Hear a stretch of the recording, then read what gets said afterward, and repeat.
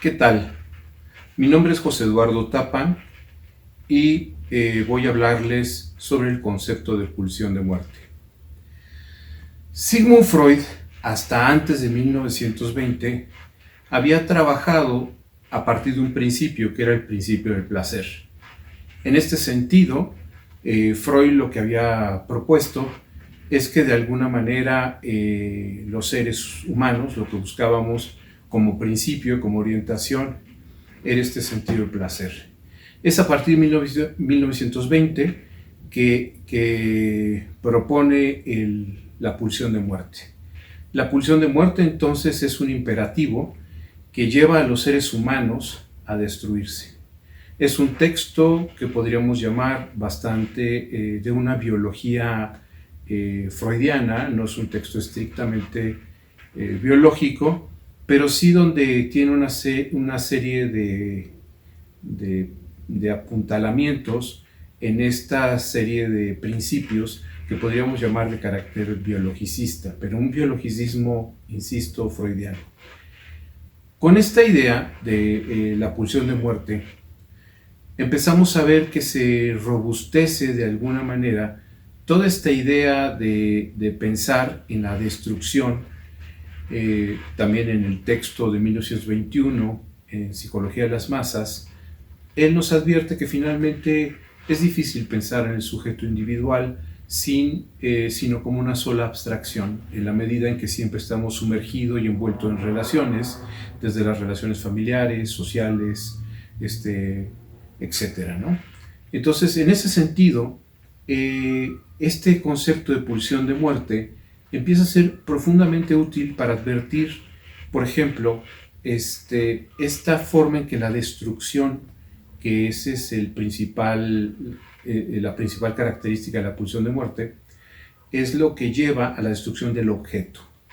Así, si vemos a lo largo de la historia de la humanidad, ha sido una historia de guerras, de conflictos, en donde en el primer momento que hubo oportunidad de construir murallas, se construyeron murallas, bardas, para protegerse de otros hombres.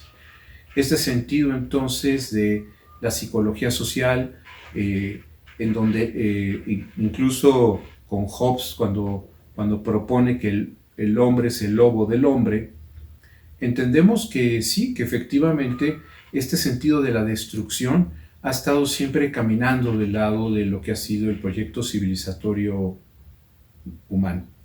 Así, las extinciones, por ejemplo, a lo largo de diferentes periodos de nuestra evolución como especie, hemos logrado extinguir diferentes especies y hemos participado de manera activa en lo que ya por lo mismo no podemos pensar que sea un proceso de selección natural, sino un proceso de selección arbitraria o por lo menos dirigida a partir de lo que el camino del desarrollo de la civilización les ha permitido a las otras especies. Entonces, con esta idea de que la pulsión de muerte es un imperativo que lleva a la destrucción, a ese tipo de cuestiones, hacia los semejantes, en donde lo que se busca es una superestructura para protegernos de otros hombres, y donde, por ejemplo, la carta de respuesta de Freud a Einstein cuando preguntaba por qué la guerra, y la respuesta de Freud es muy categórica al decirle, es que no se trata de principios, no se trata de ideales, no se trata de que los seres humanos estén siguiendo condiciones superiores, sino simple y sencillamente son humanos. Y como humanos nos estamos destruyendo, y eso es algo que puede ser triste, pero es una constante en la historia y una constante en lo que podemos ver en las culturas y en la forma de organizar las civilizaciones. Y esa destrucción, lo que Freud muestra, es que no es una destrucción que esté solo dirigida hacia los otros, sino es una destrucción que está dirigida también hacia nosotros mismos.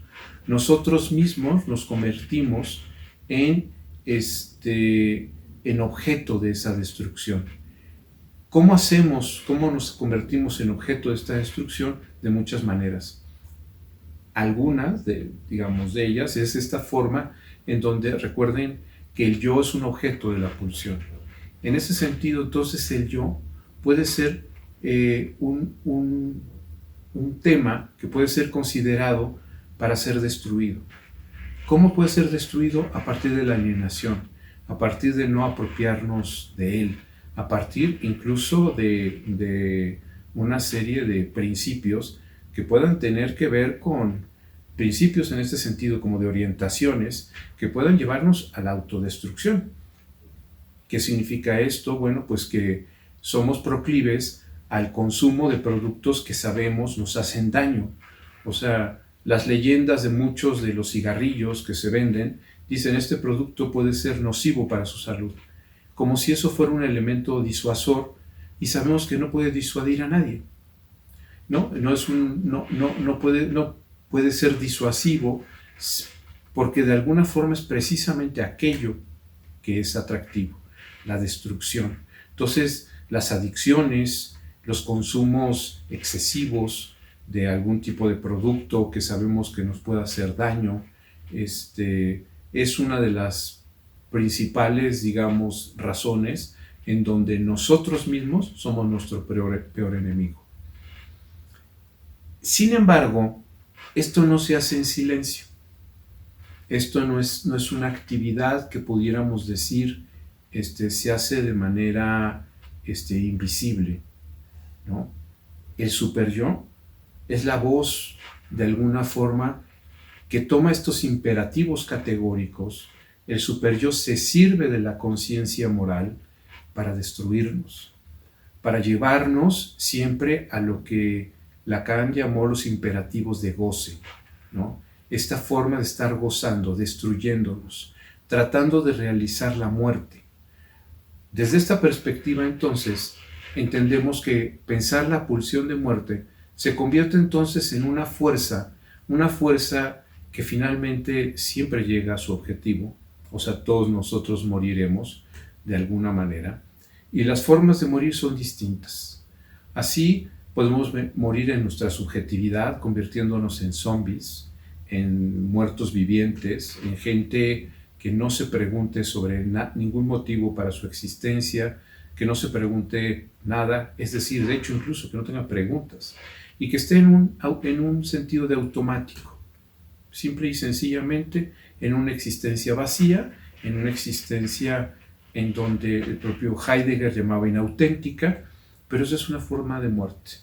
La otra puede ver con esto que Lacan llamaba entre dos muertes, para hablar de Antígona, en donde a veces es necesario, en este sentido, en este imperativo, darnos cuenta que nuestra vida solo puede ser, digamos, apropiada, solo podemos estar en nuestra vida si, solo si, nos apropiamos del deseo.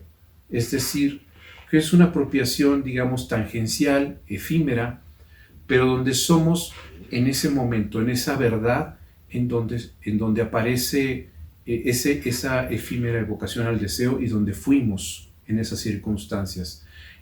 En ese sentido, entonces, eso es la vida, pero es digamos, es así la vida es solo siendo, la vida no tiene estridencias, la vida no tiene ruidos, no tiene fanfarrias, mientras que la muerte sí. La muerte es estrepitosa, pero se puede deslizar también silenciosamente, ¿no? Entonces, creo que es un texto muy importante ese que nos regala Freud en 1920, que da cuenta de toda una serie de facetas de la condición humana, tanto en su dimensión, digamos, privada, como en su dimensión pública. Gracias.